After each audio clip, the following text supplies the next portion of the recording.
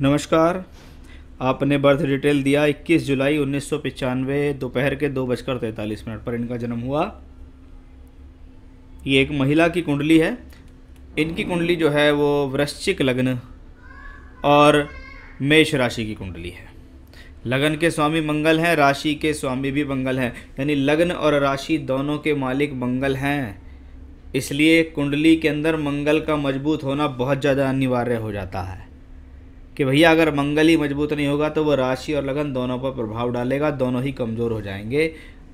आपके लगन के और राशि के मालिक मंगल बैठे हैं कुंडली के एकादश भाव में। लग्नेश मंगल जब एकादश भाव में हो तो लगन है आपका शरीर और एकादश भाव है लाभ। आपका शरीर लाभ से जुड़ गया। कह सकते हैं ये व्यक्ति कैपेबल है अपनी योग्यता से जीवन में धन कमाने पर। ये व्यक्ति अपने बल पर धन कमा सकता है। ये व्यक्ति एनर्जेटिक है, इस व्यक्ति के भीतर जोश है, साहस है और अपनी हिम्मत के बल पर ये धन कमा सकता है। मंगल का संबंध बना है दूसरे घर से भी दृष्टि से और पांचवें घर से भी, यानी बुद्धि के बल पर, ज्ञान के बल पर, वाणी और भाषण शैली के बल पर जातक धन कमा सकता है। लगन में एक समझदार ग्रह बृहस्पति, विवेकशील ग्रह बृहस्पति। बृहस्पति जब लगन में हो, मंगल की राशि यानी वृश्चिक राशि, गहराई की राशि, जल तत्व राशि के अंदर जब बृहस्पति जैसा ग्रह हो तो कहते हैं व्यक्ति समझदार है, व्यक्ति विवेकशील है, व्यक्ति अच्छे बुरे की पहचान कर सकता है, क्या अच्छा है क्या बुरा, व्यक्ति क्या अच्छा है या व्यक्ति बुरा है, व्यक्ति की पहचान करने में ये प्लैनेट सक्षम है। वक्री बृहस्पति आपकी सौम्यता को बढ़ाता है। कभी कभी ऐसा बृहस्पति शरीर में कुछ मोटापन दे देता है, इसको मैं हेल्दी कहूँगा, इसको मोटापन ना कह के हेल्दी कहूँगा, तो वो एक कॉम्बिनेशन है। दूसरे घर का मालिक बृहस्पति धनदायक है, परिवार से सहयोग दिलाने वाला, व्यक्ति कुटुंबवादी है, अपने परिवार को प्यार करता है। वहीं बृहस्पति पंचमेश होकर पंचम भाव को देखे तो बुद्धि प्राप्त का योग, संतान प्राप्ति का योग, खुशहाली प्राप्त करने का योग, एजुकेशन के लिए अच्छा। पंचम भाव में शनि, बृहस्पति की दृष्टि और मंगल, इसको कहते हैं तकनीकी शिक्षा करके जीवन में आगे बढ़ने का योग। शनि जब पंचम भाव में हो तो शनि डिले का कारक भी हैं। तीसरे और चौथे घर का मालिक शनि पंचम में हो, संतान प्राप्ति में देरी का भी योग शनि की बदौलत संभावित दिखाई देता है। ऐसा शनि पंचम में बैठकर स्त्री संतान ज़्यादा देता है, पुरुष संतान कम देता है, ऐसा भी शास्त्र में लिखा है।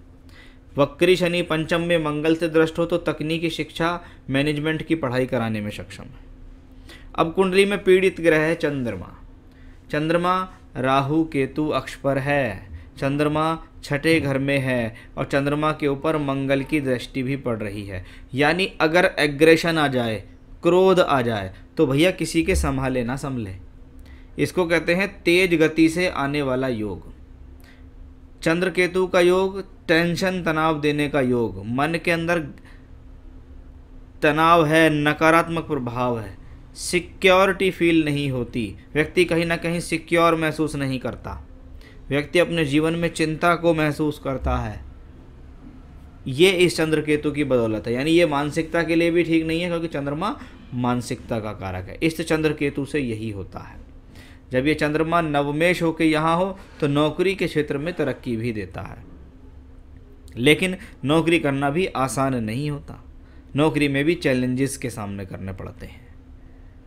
शास्त्र के अनुसार राहु द्वादश भाव में बैठा हो, शुक्र की राशि में बैठा और शुक्र अष्टम में, यानी राहु की दशा में व्यर्थ का खर्चा बढ़ना, यात्राओं पे खर्चा होना, दूर की यात्राएं होना, स्थान परिवर्तन, नौकरी परिवर्तन होना भी राहु की दशा में संभव है। हेल्थ इश्यूज़ का भी विशेष ध्यान रखना होगा। लगन का मालिक एकादश में है, राहु द्वादश भाव में बैठा है। बुध और शुक्र के संयोग देखिए आप अष्टम भाव में, क्योंकि राहु यहाँ शुक्र की राशि में और शुक्र भी अष्टम भाव में ही बैठा है। बुध और शुक्र के योग को कहा जाता है इंटेलिजेंसी योग। अब ये बुध शुक्र एर्थ हाउस में है, ये आयु के हिसाब से अच्छे हैं, अच्छी लंबी आयु और स्वस्थ आयु देने में सक्षम है। बृहस्पति और बुध दोनों सेकंड हाउस को दृष्टि देते हैं। व्यक्ति वाणी में कुशल है, बोलचाल के बल पर धन कमाने में सक्षम है। ये कैचिंग पावर के लिए, याददाश्त के लिए अच्छा योग होता है। जो चीज़ एक बार पढ़ ली वो समझ में आती है। पकड़ अच्छी हो जाती है, किसी को एक बार देख लिया या बात कर ली वो उसको स्मरण रहता है, याद रहता है। क्योंकि बुध शुक्र का योग शास्त्र में एक अच्छे योग के साथ कहलाया जाता है कि हाँ भाई ये बुद्धिमत्ता के लिए अच्छा योग है।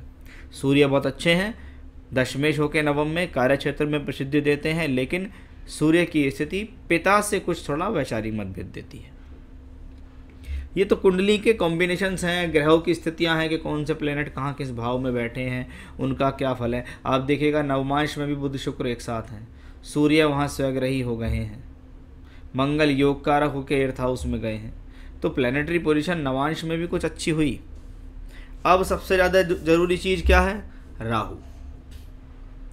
राहु की महादशा है, समझना बहुत जरूरी है। देखिए राहु को, राहु शुक्र की राशि में, शुक्र अष्टम में। क्या राहु की दशा में स्थान परिवर्तन हो सकता है?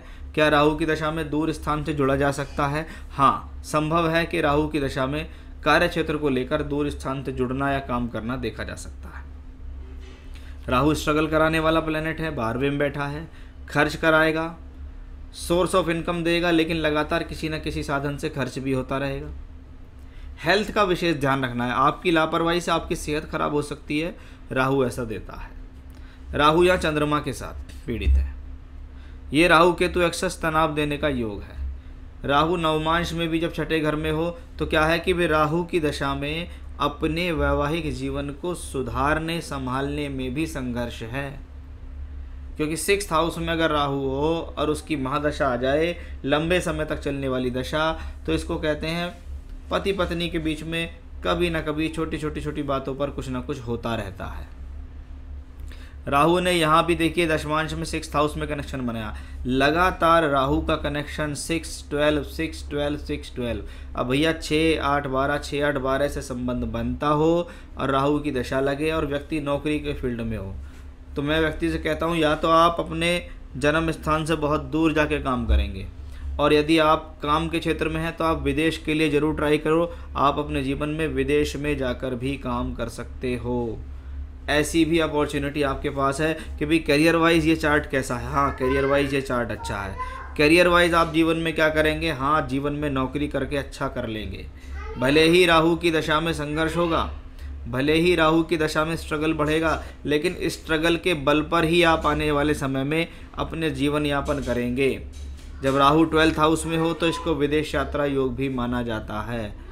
तुला राशि में होता है तो इच्छाओं को बढ़ावा देने का योग है कि यदि अगर खर्च जीवन में कमाया जा रहा है ना, तो खर्च भी हो रहा है, किसी न किसी प्रकार से कमाई हो रही है तो खर्च भी हो रहा है। सुख पे, साधन पे, भौतिक सुखों के लिए लगातार व्यक्ति कुछ न कुछ खर्च या इन्वेस्टमेंट करता है।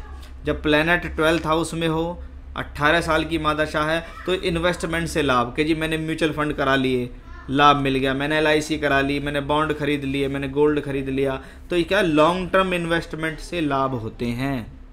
वो कॉम्बिनेशंस भी यहाँ राहु की वजह से है। तो राहु की दशा में तनाव रहेगा क्योंकि राहु यहाँ चंद्रमा को एफ्लिक्टेड करता है। हस्बैंड वाइफ के बीच में रिलेशनशिप्स को लेकर भी थोड़ी समस्याएं होंगी, बड़ी प्रॉब्लम तो मुझे नहीं दिखाई दी। और यहाँ प्रोफेशनल लाइफ के लिए नौकरी है, नौकरी करते रहिएगा, चलता रहेगा, तरक्की करते रहेंगे।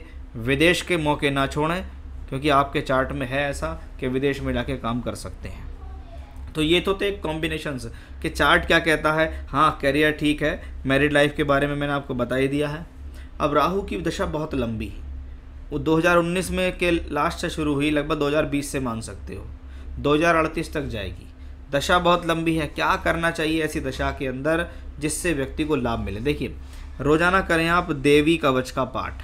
दुर्गा सप्तशती में देवी कवच है, उसका पाठ करें एक बार। दूसरा, रुद्र गायत्री मंत्र है, या तो रुद्र गायत्री मंत्र जैसा मैं आपको बता रहा हूँ, ओम तत्पुरुषाय विद्महे महादेवाय धीमहि तन्नो रुद्रः प्रचोदयात्, यह है रुद्र गायत्री मंत्र।